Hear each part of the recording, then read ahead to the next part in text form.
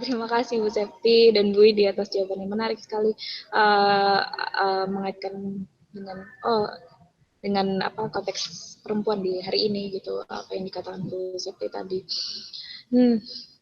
Nah di kolom kolom chat Bu Merti juga nimbrung untuk merespon dari bahasan Bu Septi dan Bu Idi dari pernyataan Indira Gandhi, to be liberated, women must feel free to be herself, not inferior to men, but in the context of her own capacity and her personality.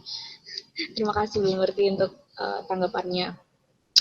Nah, tadi pembahasan dari Bu Septi dan Bu Widi cukup panjang dan menarik dan memberikan gambaran yang kompleks apalagi di peringatan Hari Kartini ini menjadi apa ya, ikon emansipasi perempuan dan mengaitkannya dengan mengaitkannya dengan filsafat, gagasan filsafat yang maskulin hingga konteks hari ini dan apa yang bisa kita lakukan untuk menuju kesetaraan itu di konteks hari ini, apa yang harus bisa kita lakukan. Nah, dari apa yang sudah disampaikan oleh Bu Septi dan Bu Widi, mungkin setelah ini akan dibuka untuk teman-teman, untuk para partisipan untuk dipersilakan menanggapi atau bertanya dari apa yang telah disampaikan oleh Bu Septi dan Bu Widi. Nah, mungkin teman-teman yang ingin merespon, memberikan tanggapan ataupun bertanya kepada Bu Septi dan Bu Widi bisa dengan fitur raise hand terus on mic dan bertanya secara langsung ataupun melalui kolom komentar. Nah sudah ada satu pertanyaan yang masuk, mungkin akan dibuka dulu untuk 3 penanya dari partisipan sehingga nanti bisa langsung dijawab gitu ya Bu, atau mau dijawab satu persatu. Di kolom komentar sudah ada satu. Saya kira Ayom tinggal membacakan, nanti saya dan Bu Widi bisa memberikan respon begitu. Baik, ini dari kolom chat ada pertanyaan dari Putu Lingga. Bertanya menurut Bu Widi dan Ibu Septi, sejauh ini bagaimana pendekatan institusional perempuan seperti organisasi perempuan atau persatuan buruh perempuan yang lain terhadap perjuangan perempuan dengan melawan kebijakan atau kebiasaan yang bias gender? Seberapa aktifkah menurut Ibu? Yang kedua, menurut Ibu, apakah ada motif atau bibit feminisme yang sampai sekarang berkembang di desa-desa di Indonesia potensial? Contohnya pada kasus Ibu Tejo, karena sering ada bias kognitif barat. Yang seperti itu pertanyaannya. Mungkin dari Bu Widi atau Bu Septi dulu yang ingin menjawab. Ada 2 pertanyaan yang disampaikan oleh Putu Lingga. Ya, baik. Terima kasih Pak Selingga untuk pertanyaannya. Jadi kalau bicara tentang munculnya atau beberapa institusi perempuan ya, seperti organisasi perempuan dan sebagainya, itu sebagai satu upaya untuk memperjuangkan perempuan, satu itu. Walaupun kalau kita lihat kalau kita belajar tentang gelombang feminisme pun itu kata-kata atau tujuan-tujuan perjuangannya tentu berbeda-beda gitu ya. Kata kuncinya juga berbeda, dari mulai radikal, kemudian liberal yang tadi disampaikan oleh Bu Widi, kata kuncinya adalah nasional, kemudian eksistensialis, kemudian ada ekofeminisme dan sebagainya sampai pada post feminisme itu. Tetapi kemudian kalau pertanyaannya adalah efektif, semua perjuangan bagi perempuan itu berdasar pada kebutuhan-kebutuhan yang ada, tentu kemudian organisasi-organisasi itu muncul begitu ya. Nah, tentu kemudian goal-nya adalah apa. Jadi misalnya di gelombang 1 itu tujuannya apa, feminisme, kemudian muncul gelombang 2, tentu itu adalah perjuangan-perjuangan atas dasar pada situasi-situasi yang yang seharusnya kemudian diperjuangkan untuk perempuan begitu. Nah, kemudian muncul ya, ini kasusnya misalnya apa ini? Oh, sebentar. Oh, kasusnya Bu Tejo yang muncul ini. Ya, sebetulnya ketika munculnya Bu Tejo itu lebih dilihat pada aspek orang publik itu lebih melihat pada aspek maskulinitasnya seperti itu, sehingga apa yang sesungguhnya ingin disampaikan oleh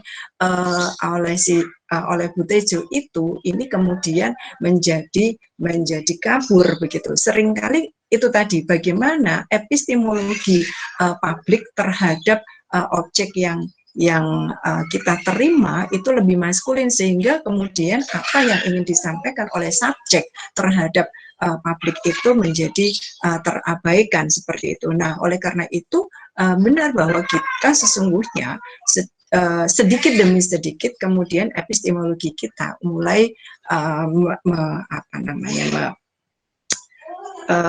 menggiring pada epistemologi feminis begitu. Bagaimana kita melihat objek dan kemudian objek itu andaikan dia sebagai subjek yang akan menyuarakan dirinya sendiri begitu, seperti itu. Yang kemudian kita harus peduli terhadap itu, sehingga goalnya itu akan kelihatan. Kalau cara kita berpikir itu sudah terpatri pada tadi objektivitas, cara kelaki-lakian gitu ya, cara maskulinitas itu memahami objek seperti itu, ya nanti jadinya akan tidak seperti yang kemudian ingin disuarakan oleh perempuan gitu.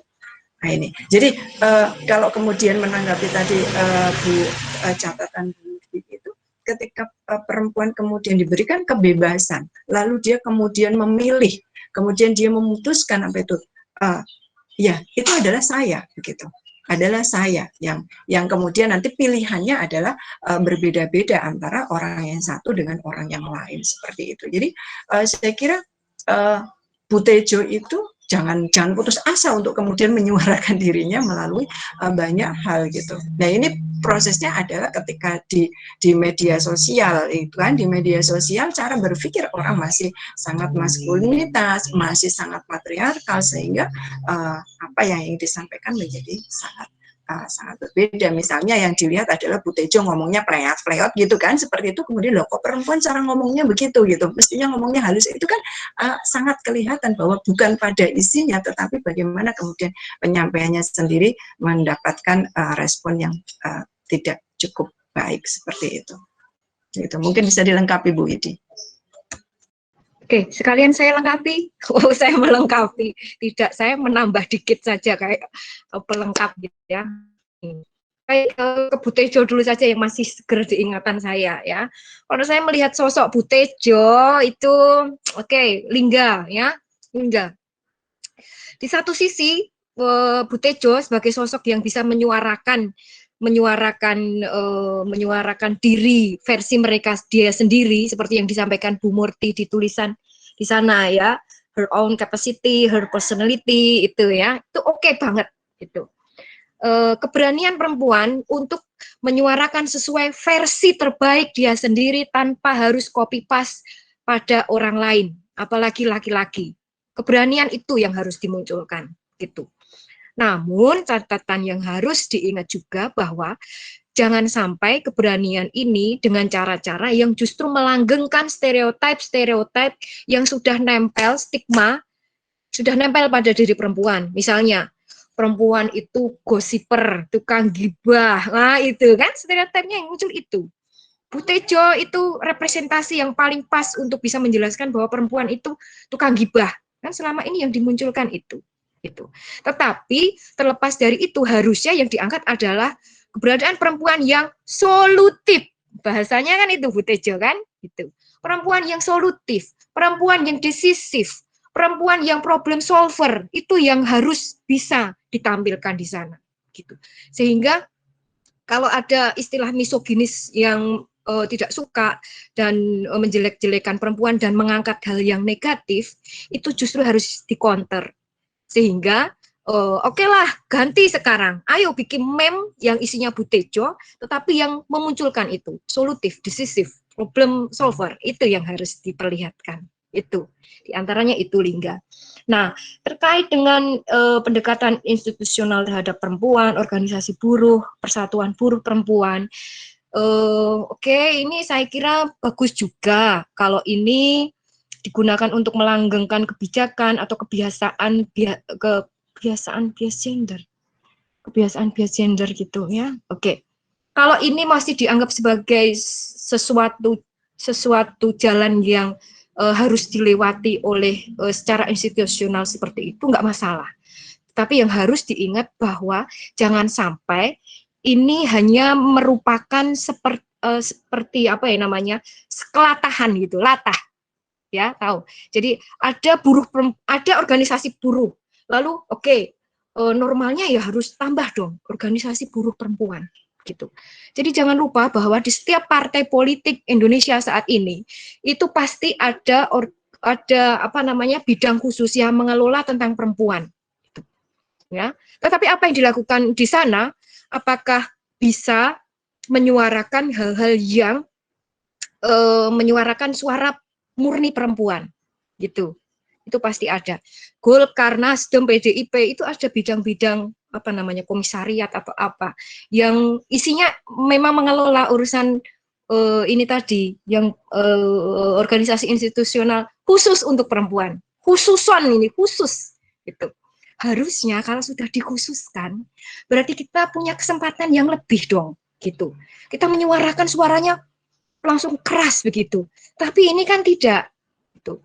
Karena lagi-lagi kalau kita ngomong kepartaian yang hadir di sana itu lagi-lagi ya perempuan hadir di sana bukan sebagai apa kediriannya sebagai perempuan, bukan, tetapi dia hadir di sana sebagai istri siapa gitu kan, istri kepala desanya, anak ketua partainya, ya itu yang hadir di sana, sehingga keberadaan perempuan ya, waduh, ya sama aja, sama juga bohong, tuh, karena tidak mewakili kediriannya itu tadi sebagai perempuan, tapi mewakili anaknya siapa gitu kan, sebut saja anaknya Bu Megawati, anaknya Pak siapa, yang perempuan-perempuan itu kalau muncul kan sebagai itu ya, anak siapa, istri siapa, atau artis siapa, nah, itu yang disebut-sebut.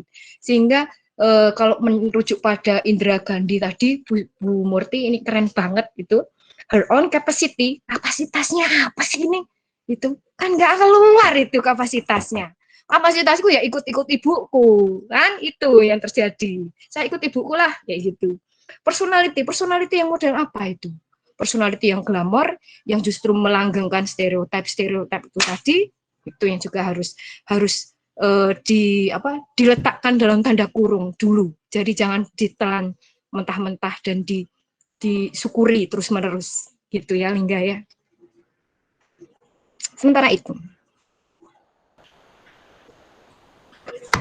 Baik, terima kasih Bu Septi dan Bu Idi atas jawabannya dari pertanyaan Putulingga. Semoga bisa menjawab pertanyaan dari Mas Putulingga, jawaban dari Bu Septi dan Bu Idi tersebut. Nanti kalau kurang bisa diskusi di luar ya, Lingga.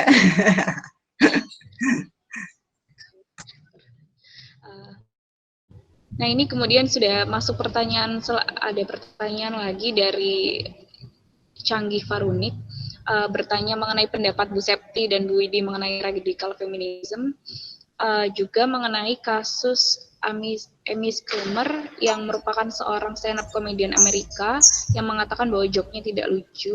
Ini saya bacakan, yang mengatakan bahwa joknya tidak lucu bukan karena dirinya tidak bisa mendelivery joke dengan baik, tapi karena mereka yang mengatakan dirinya tidak lucu karena membenci wanita. Nah, pertanyaannya, apakah mungkin feminisme secara politik bisa digunakan untuk menjustifikasi incapability? Mohon maaf dan terima kasih. Itu pertanyaan dari Mas Candi Farunik. Bu Widi, monggo Bu Widi. Angel itu Bu Widi. yang angel kok saya, Bu harusnya yang lebih tahu ini ya.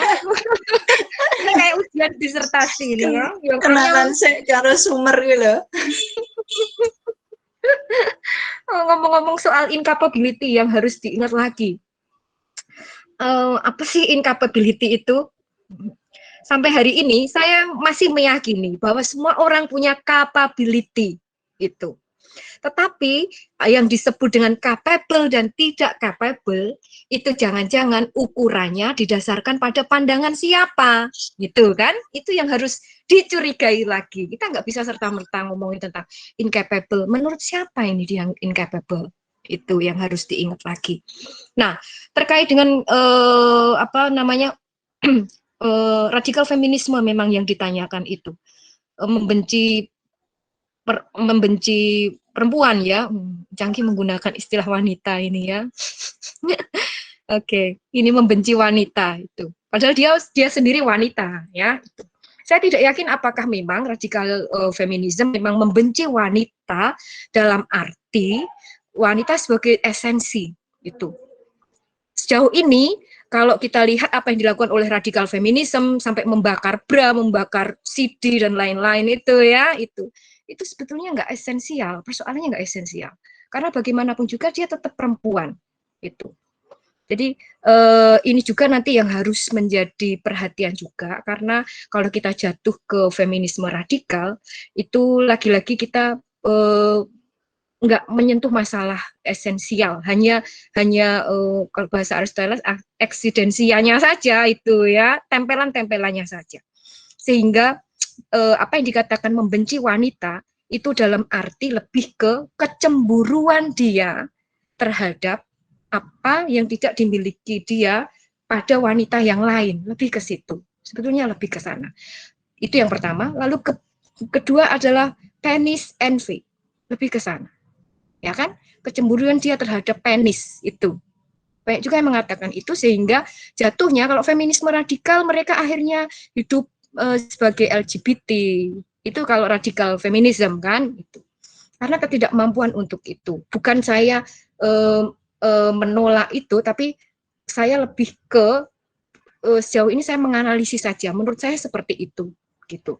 Karena tentu mereka punya prinsip tertentu yang menurut dia mereka anggap itu paling benar bagi mereka, termasuk di dalamnya kalau itu dikatakan secara politik bisa digunakan untuk menjustifikasi incapability, itu jelas menurut saya tidak gitu. Karena bagaimanapun juga perempuan pasti punya kemampuan itu, capability pasti punya itu, apapun bentuknya. Ini jadi tergantung pada sudut pandang dia melihat dari mana gitu ya. Oke, ini komentar saja dari saya gitu. Monggo Bu Septi. Iya, terima kasih ya. Bagi saya Mas Canggih, kata kuncinya adalah menjadi diriku sendiri gitu. Menjadi dirinya sendiri. Dan itu yang tadi disampaikan oleh Bu Widi, bahwa apapun saya pasti punya capability gitu. Tetapi ketika kita akan tampil aktualisasi diri, harus bercermin pada orang lain, harus menjadi seperti orang lain, dan ukurannya adalah orang lain atau menurut ukuran siapa, yaitu ini yang kemudian tidak menjadi diriku sendiri seperti itu. Nah, ketika kemudian di feminis radikal sendiri, saya kira perubahannya adalah perubahan radikal di dalam masyarakat yang sesungguhnya ingin menghapus semua bentuk supremasi laki-laki seperti itu. Jadi tadi kalau Bu Widi menjelaskan tentang bagaimana perempuan Mary ya iri terhadap laki-laki, bahkan misalnya di dalam persetubuhan saja, persetubuhan laki-laki dan perempuan itu juga menurut feminisme radikal itu ada persoalan seperti itu, sehingga kemudian munculnya adalah lesbianisme dan sebagainya itu. Jadi ini yang bagaimana kemudian laki-laki di dalam persetubuhan sendiri itu memberikan satu bentuk penguasaan terhadap perempuan seperti itu. Nah, saya kira kemudian kalau justifikasi terhadap incapability itu bagaimana cara dia memandang orang lain atas dasar pemikiran siapa seperti itu. Bukan kemudian kalau di dalam etika kepedulian ketika orang tampil kemudian dia apa yang akan disampaikan itu kita peduli terhadap itu gitu ya, seperti itu. Jadi kalau kemudian ukurannya adalah ukuran yang maskulinitas, ukurannya sangat objektif, universal dan sebagainya, itu yang ini tidak akan melihat pada aktualisasi orang per orang, apalagi terhadap perempuan seperti itu. Begitu Mas Canggih. Terima kasih Bu Edi dan Bu Septi atas jawabannya. Begitu untuk pertanyaan Mas Canggi, semoga menjawab apa yang ditanyakan oleh Mas Canggi. Mungkin akan saya bacakan dulu pertanyaan dari Mas Lihat, Muhammad Syahad Islami, bertanya, dari awal penjelasan hingga akhir dibahas mengenai persoalan sosialitas atau bagaimana hubungan perempuan dengan ruang publik. Padahal dalam pandangan saya saat ini, apabila kita melihat persoalan perempuan tidak cukup mempersoalkan hanya dalam ranah tersebut. Bagi saya menarik keterkaitan kajian feminisme ini. Ya, persoalan apa perempuan dan teknologi ya, sesungguhnya ya, perempuan dan teknologi ya. Ada filsuf yang sesungguhnya juga bicara tentang teknologi, dan di situ perempuan itu justru termarginal akibat dari teknologi itu sendiri. Jadi sesungguhnya manusia itu akan tampil atau akan menciptakan teknologi dari mulai yang sederhana sampai yang sekarang ya, modernitas seperti ini. Tetapi kemudian yang muncul adalah ketika perempuan menciptakan teknologi tidak mendapatkan apresiasi yang setara dengan laki-laki. Kemudian ketika perempuan itu menggunakan teknologi juga tidak mendapatkan apresiasi yang setara dengan laki-laki. Nah, kemudian juga bagaimana perempuan yang menggunakan teknologi itu juga lebih banyak dijadikan sebagai objek, bukan dijadikan sebagai subjek di dalam penggunaan teknologi itu sendiri. Misalnya contoh yang paling mudah ketika perempuan dan media sosial begitu ya. Ini juga seringkali perempuan hanya dijadikan sebuah objek begitu ya. Ini cara pandang kita yang masih sangat maskulinitas seperti itu. Jadi memang masih ada persoalan-persoalan yang terkait dengan bagaimana perempuan di dalam teknologi. Bu Septi agak lupa ya kalau filsufnya yang bicara tentang teknologi, dan itu sangat bias gender terhadap laki-laki begitu. Itu Mas Zihad. Terima kasih Bu Edi atas jawabannya. Semoga menjawab pertanyaan dari Mas Zihad. Apakah Bu Septi untuk jawabannya? Apakah Bu Edi akan menambahkan untuk pertanyaan Mas Zihad mengenai hubungannya antara perempuan dan teknologi? Berbicara tentang perempuan dan teknologi ya, karena teknologi ini cucu kandung dari filsafat ya. Anaknya adalah seperti itu, buyutnya gitu. Oke. Jadi saya kira masih karena beriringan berentetan itu tadi ya, ini inline gitu ya. Bias gender di dalam penguasaan teknologi tentu tidak bisa dilepaskan dari penguasaan ilmu juga, dari awalnya seperti itu. Bahwa kita harus mengetahui juga bahwa ada semacam seperti mitos-mitos yang dibangun oleh laki-laki bahwa ilmu-ilmu tertentu itu hanya cocok dikuasai oleh laki-laki dan sebagian cocok untuk dikuasai oleh perempuan. Mitos itu yang terus-menerus dihembuskan, indoktrinasi terus-menerus itu yang dilakukan oleh patriarki ini. Sehingga pada akhirnya dalam hal penguasaan keilmuan berujung ke penguasaan dan pengembangan teknologi pun akhirnya juga seperti itu, gitu. Ya. Nah, memang kalau kita melihat secara kuantitas bisa saja misalnya kita ngomong, oke, jumlah perempuan yang menguasai teknologi, yang menciptakan teknologi itu mengalami kenaikan. Tetapi persoalannya kan tidak berhenti di situ. Persoalannya pada kualitasnya, penguasaan teknologi dalam hal apa? Apakah betul-betul merakit, perempuan diberi kesempatan untuk merakit software sedemikian rupa, atau hanya untuk marketing, karena itu yang stigma itu perempuan cantik, perempuan tubuhnya, sehingga yang dilakukan hanya itu, hanya sampai ke packaging, hanya sampai ke situ gitu. Nah, itu juga yang harus dipertimbangkan lagi. Kalau dalam hal ini keberadaan perempuan dan perkembangan teknologi, lalu penguasaan teknologi, tentu jumlahnya meningkat, banyak profesor-profesor, kalau di UGM banyak ini ya, itu.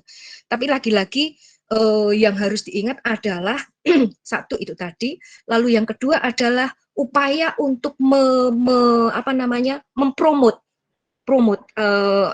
keberhasilan mereka yang itu dirasa kurang gitu. Lagi-lagi media massa itu juga laki-laki yang punya kan itu. Jadi tentu yang dipilih juga oke, laki-laki lah gitu. Ini dunia serba laki-laki semua. Sehingga memang harus diakui perempuan harus berjuang lebih kuat dan semangat ini. Kayak gitu ya kalau ini terkait dengan teknologi. Nah, berhubungan dengan pertanyaan dari Arman menyangkut konsep otoritas tubuh perempuan yang berkembang di Barat, inilah pentingnya kalau di awal kita belajar tentang feminisme itu dengan berbagai macam varian dan aliran feminisme itu tentu tidak bisa berdiri sendiri. Dia tetap harus menempel di dalam aliran kefilsafatan besar yang lain. Termasuk di dalamnya kalau apa yang dikemukakan ditanyakan oleh Arman ini tentu berhubungan dengan masalah multikulturalisme gitu. Jadi feminisme Barat liberal itu bukan sesuatu hal yang sifatnya universal. Bahwa ketika ini diadopsi oleh Kartini pun saat itu, Kartini pun akhirnya menyerah. Gitu. Karena kondisi tradisi, komunitas di mana Kartini hidup belum mengizinkan untuk itu. Sampai akhirnya dia berjuang untuk perempuan, tapi akhirnya diperistri oleh laki-laki menjadi istri yang keberapa, itu kan tragis sekali itu, ya, gitu. Oke, jadi nggak bisa serta-merta kita langsung mengadopsi, glek, menelan, lalu kita pakai sehari-hari, nggak bisa.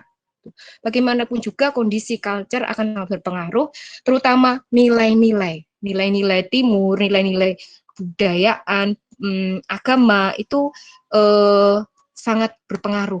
Sehingga kalau yang terjadi seperti yang disampaikan Arman di sini, turis feminis gitu, ini kalau masuk ke sini itu feminismenya langsung hilang gitu ya. Ini malah nanti akan diangkut ke Polres gitu dan dikenai pasal tindakan kriminal kalau seperti ini ya gitu.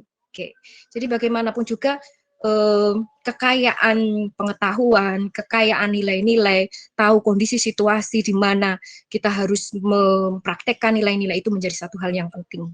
Gitu ya Arman ya. Oke. Itu sementara Ayom. Baik, Widi, terima kasih langsung menyambung ke pertanyaan Mas Arman. Pertanyaan selanjutnya tadi mungkin semoga menjawab bisa menjawab pertanyaan dari Mas Arman tadi.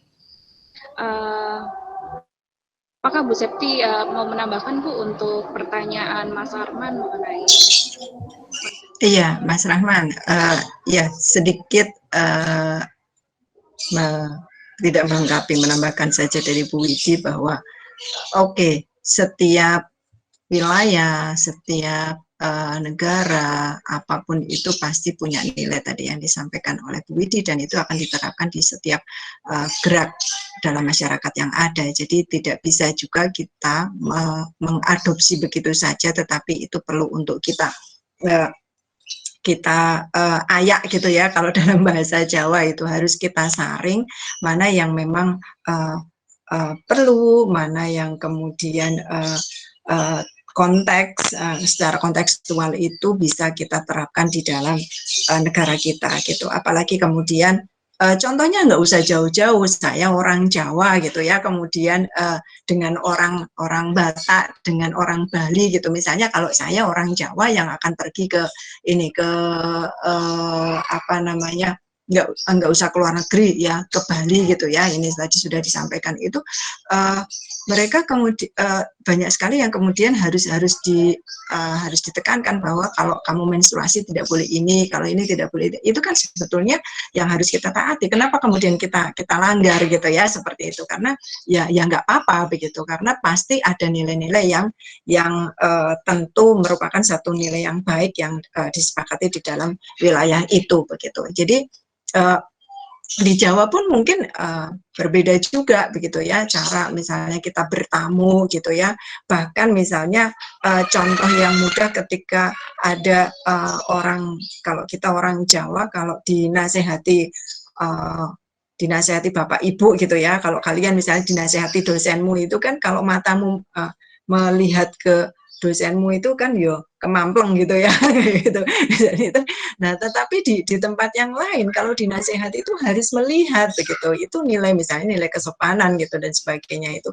Nah itu empan papan seperti itu. Jadi saya kira nilai-nilai itu juga harus berdasarkan pada bagaimana kita mengaktualisasikan diri, harus paham terhadap nilai-nilai yang ada. Jadi kalau mahasiswa mau KKN misalnya, itu kan juga harus belajar pada nilai-nilai yang akan kita tempati seperti itu. Mungkin berbeda dari tempat yang kita ya, misalnya orang Jogja kemudian pindah ke tempat yang lain gitu ya, kita harus belajar di situ. Mungkin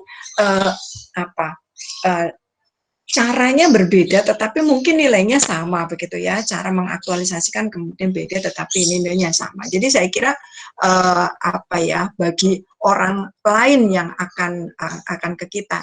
Contoh misalnya yang paling mudah deh, ini nggak usah perempuan atau laki-laki. Orang Amerika kemudian datang ke Indonesia begitu ya.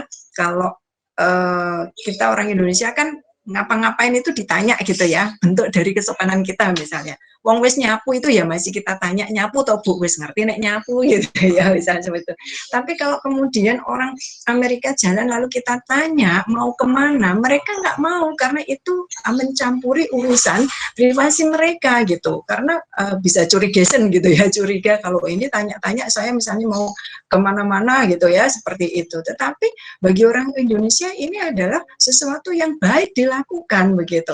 Jadi kalau misalnya ayam pergi, saya diem aja gitu, ayam bilang nggak sopan Bu Septi itu ya, misalnya kok ya nggak tanya-tanya gitu.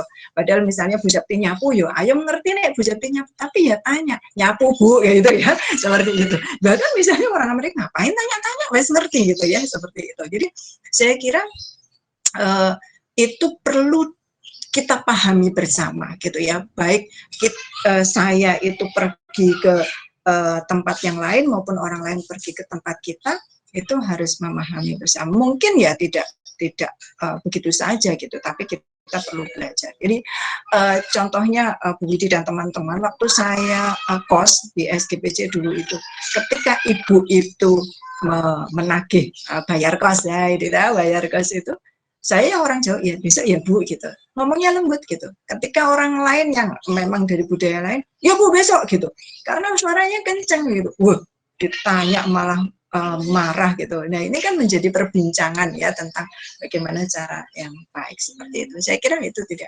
masalah, harus perlu belajar tentang ada sesungguhnya ya, itu Arman sudah melihat pada konteks kebudayaan Indonesia gitu. Monggo.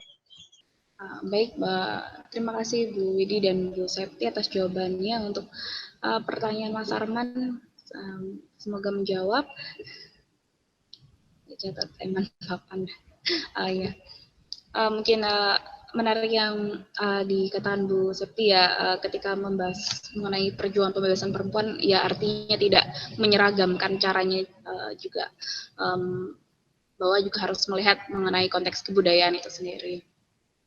Nah, setelah sudah beberapa pertanyaan yang masuk dan teman-teman partisipan juga ikut berdiskusi, acara juga sudah berlangsung selama 1,5 jam, dan teman-teman kita sampai di penghujung acara, dan telah banyak pembahasan yang tadi sudah disampaikan oleh Bu Widi dan Bu Septi, membahas bagaimana persoalan perempuan, persoalan kesetaraan, dan bagaimana membahas juga pandangan bagaimana filsafat yang didakwa maskulin, hingga berdiskusi dengan teman-teman semuanya.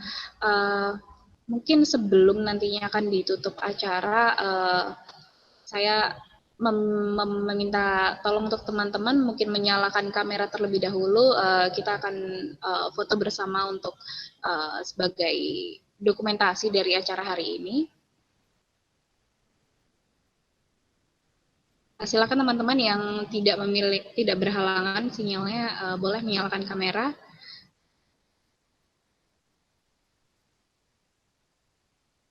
Akan saya bantu dokumentasikan.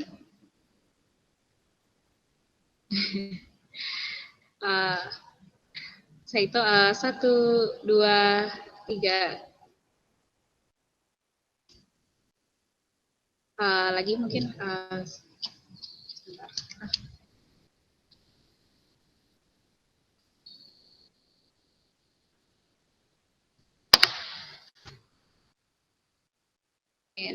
Satu kali lagi. 1, 2, 3. Terima kasih teman-teman. Karena sudah 1,5 jam kita berdiskusi dan berbincang bersama Ibu Septi dan Ibu Widi, dan pembahasan yang dibahas tadi juga sudah sangat panjang mengenai perempuan, mengenai pembebasan, dan oh iya teman-teman, dan tentunya pembahasan mengenai kesetaraan ini kan tidak akan selesai sampai hanya di hari ini saja. Tentunya diharapkan ruang-ruang diskusi untuk perempuan akan terus dibuka ke depannya, sehingga tepat di hari peringatan Kartini ini kita kembali diingatkan bahwa perjuangan meraih pembebasan perempuan tentunya belum selesai. Jadi semoga kita semua bisa mewarisi pemikiran dan tekad Kartini. Jadi tidak hanya merayakan Kartini secara seremonial.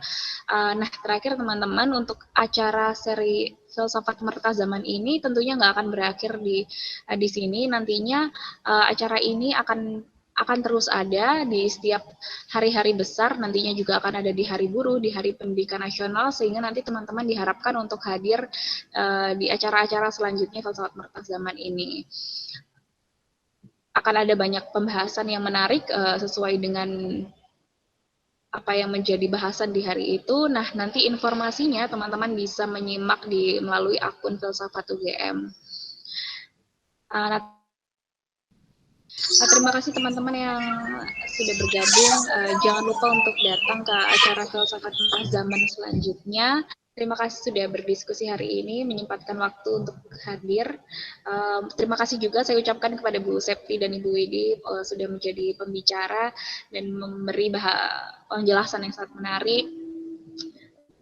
Terima kasih semuanya, dan terakhir saya mohon maaf apabila sebagai moderator saya ada kesalahan baik dari kata maupun.